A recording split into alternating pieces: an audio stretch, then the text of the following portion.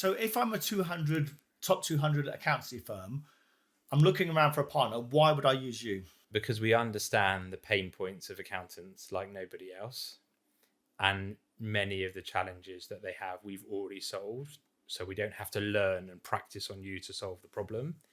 And because of the first two, our time to value is really short. So you can hire us, and going back to the get shit done, because that's what we do, the time to value is really quick as well. In the next 12 months, what's the plan for your company? Go deeper in accountancy. Keep accountancy has a large opportunity within it, and there's loads more runway in front of us. And the more we can keep adding value, and the more we're going to start working. We already have a software development team that does stuff for accountancy. That is going to go big. And then you become, going back to earlier, you become indisposable to the client. And one of my last questions was, when we spoke at lunch, you said you had like 50 or 60 staff. You took on 30 the last 18 months or whatever period it is. How have you integrated those people into your culture? Because some of those staff you've definitely not met. Yeah, it's hard. It's hard.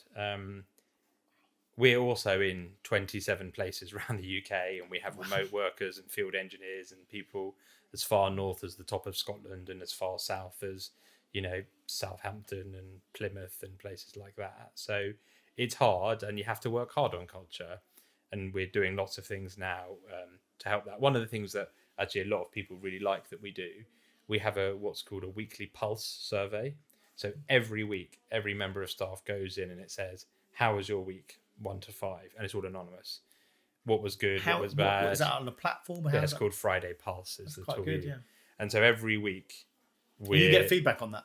Yeah. Well, it goes further. It's part of our culture. So everyone is expected to fill it in, and it's organised by team. And then every manager sits with their team and goes, "Hey guys, look, here is our team score for the week. We were a 7 out of 10.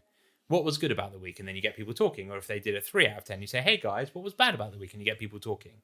So we're constantly, we've had a lot of positive feedback. We're constantly soliciting feedback from our team all the time. And so it's every week we're asking, how's your week? How's your week? How's your week? So I know every week which team is good or bad or etc. So it really does help a lot. And we also just try as much as we can to just have interactions, and we're going to have now quarterly meetups, the whole company, where everyone just comes from everywhere into London or somewhere else and just get together. And I think the other thing is we just make a really big deal of it, making it okay to ask questions when you start. We're like, you're a new joiner, we always say, make them feel at home, let them ask lots of questions, because we now move to a world now where an office-based culture is hard. And also, let's be honest, techies don't want to do 5 days a week in the office. You'll know that better than everybody. Yeah, they don't know that. So yeah. You answered this at lunch, but I'm gonna ask it again.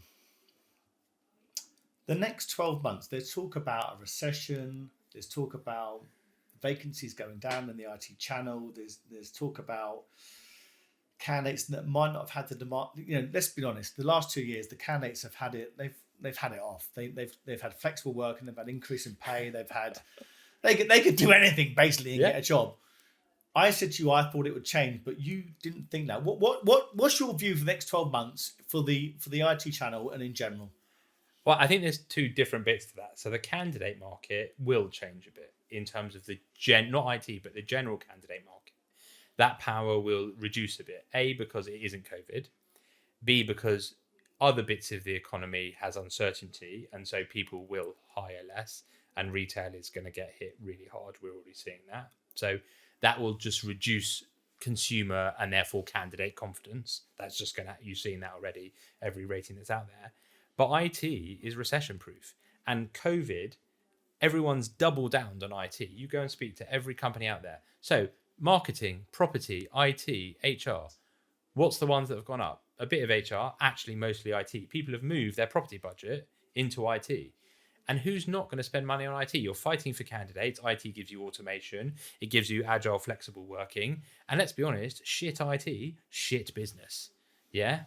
So you've got to have good IT. Like, you're just going to wind up your staff. And so IT is bottom of the list that we need to make a cut. Yeah? And also, I look at all my clients and so many businesses out there, and you probably feel this about this own. Do you think you could automate lots of things in your business?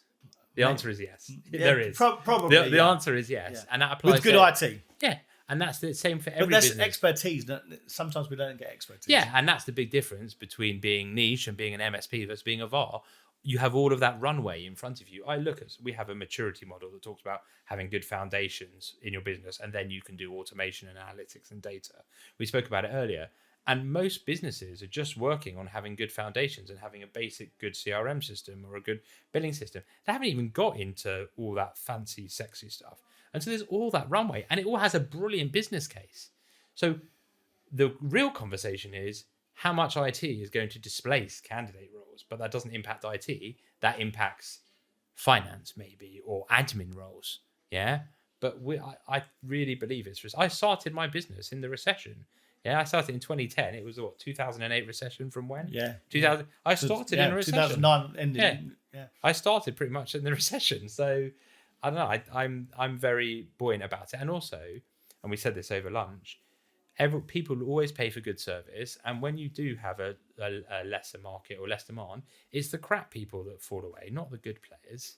You know, Microsoft are not going anywhere. You know, maybe some niche email provider might, suffer, but not if you're good at what you do, there will always be demand.